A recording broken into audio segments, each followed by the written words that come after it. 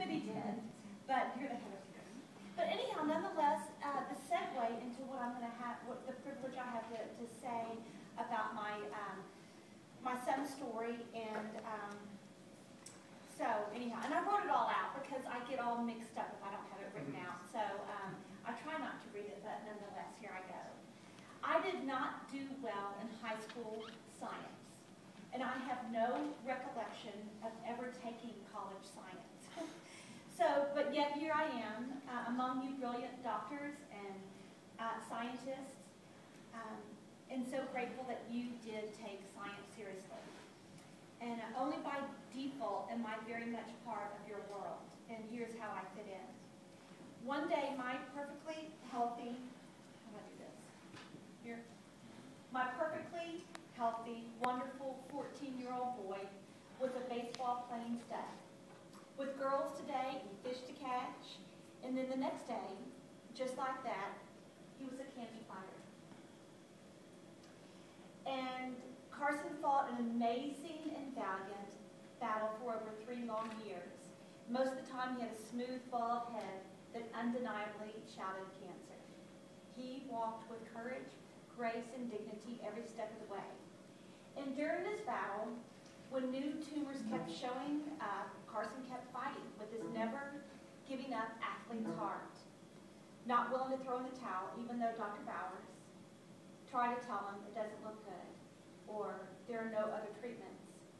It was months and months of more and more tumors showing their ugliness on scans when, on Christmas Eve, after an emergency MRI, showed that cancer was dominating.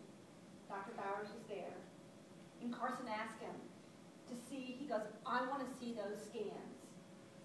And those ugly tumors lit up like a Christmas tree. Carson always felt safe under Dr. Bowers' care, completely trusting him to shoot straight at him. That same night, after everyone had gone home to celebrate Christmas, it was 3 a.m., and Carson was lying in his bed, and we were not sleeping. There was nothing else more to say. And he whispered, Mom, and I whispered back, yeah, buddy? And he whispered, I thought I was going to make it all the way to the end. And I whispered back, me too, buddy. We went home a few hours later on Christmas morning on palliative care, and Carson started saying goodbye to his family and friends. As he became weaker and weaker, he became bolder and bolder, and in the end, insisted that his medulloblastoma brain be studied in hopes of helping the next kid. And when Carson's battle was over, and he died, part of me died too. But I had made a promise to him to fight for the next kid, and I intend to do everything possible to honor my boy's dying wish. 24 hours after he took his last breath, we received an email from Dr. Lee saying that he had received viable tumors from Carson's brain, and he had injected them into 10 mice, and that he would keep me updated on the study. That day, I felt a little teeny tiny bit of my broken heart begin to heal. Then the Carson Leslie Foundation vested onto the scene as a childhood cancer 501c3, and soon after that, I found myself serving on CPRIT's advisory committee on childhood cancers, speaking in Washington, D.C. It's crazy.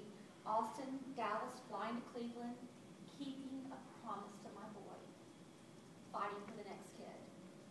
At a CPRIT conference last fall, I was sitting in a seminar listening to Dr. Parsons explain the findings of a brain tumor study.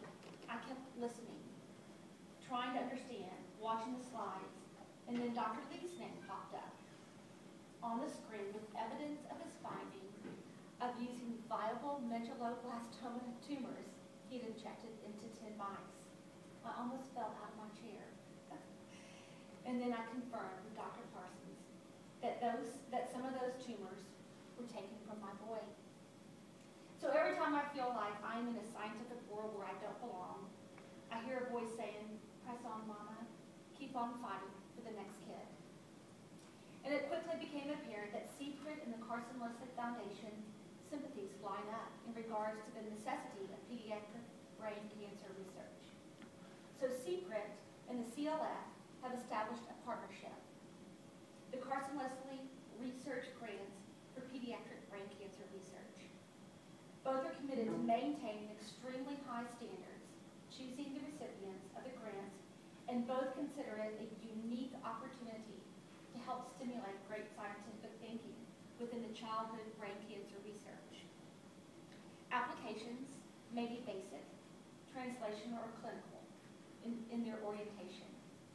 They must be clearly relevant to both brain cancer in children and our adolescents. And as already mentioned, one of Carson's last wishes was to donate his brain to research in the causes and treatment of pediatric brain cancer research. In keeping with his wish, fixed tissue, DNA, and cell lines are available from the tumors that invaded Carson's brain. Applications that would benefit scientifically from the use of the material may request access with justification. That's my big science stuff. CLF will provide the seed money, and CPRIT is fully prepared to fund as many pediatric brain cancer research grants that the Scientific Review Committee deems extraordinary. So, Dr. Skapik, it seems to me like it's fitting into what we've been talking about this morning. Grants may be funded for 3 years with up to $500,000 each. And theoretically, each grant could receive $1.5 million. The Carson Leslie Foundation is especially excited about this collaboration with CPRIT for several reasons. One, the Carson Leslie Foundation will be the funds will be tremendously leveraged. Two, I'm keeping a promise to my boy, but mostly because disgusting cancer is the #1 disease killer of children. And I've confessed my lack of scientific knowledge. And because of my shortcomings, I have found a friend at CPRIT who more than adequately makes up for my lack of scientific knowledge. My friend is Dr. Al Gilman, and he's helped navigate this collaboration. A few weeks ago, over a yummy cheeseburger, I told him I was going to be part of this. And it's CTNet, the CTNet kickoff. And I asked him about COG and CTNet and childhood cancer trials, and if he thought we were duplicating our efforts of being part of CTNet. And he explained that some cancers that occur in both adults and children, while rather different, we all know this, in location and appearance, may be driven by the same mutations and therefore may be susceptible to treatment with the same drugs. And that he explained that only clinical trials can really answer those questions. And combining children with adult populations could really execute a valuable trial. Dr. Gilman gave credit to David Poplack, who really talked about, they talked long about that rationale. So I'm keeping a promise to my boy. And I do my best to explain CPRIT to my other non-scientific friends. And I basically tell them CPRIT is short for Cancer versus Texans. And it sure sounds like CTNet is perfectly fit in this bill. And I think it's brilliant the way that CTNet is set up, or CPRIT is set up, that Texans versus cancer can change the world. Because my boy and I are really counting on it. Carson wrote a book that's called Carry Me. And it was published 6 days before he died. And he talks about Dr. Bowers, and it's a pretty remarkable story. And I brought 5 copies to share if anybody wants one, or you can go to our foundation and get one. So there's him fishing. He loved to fish. There's he with Michael Young. I don't know if anybody's a Ranger fan, but Michael's his buddy. And anybody here a Ranger fan? Texas Rangers? Yeah. Yeah. I think we all have to be these days. I know.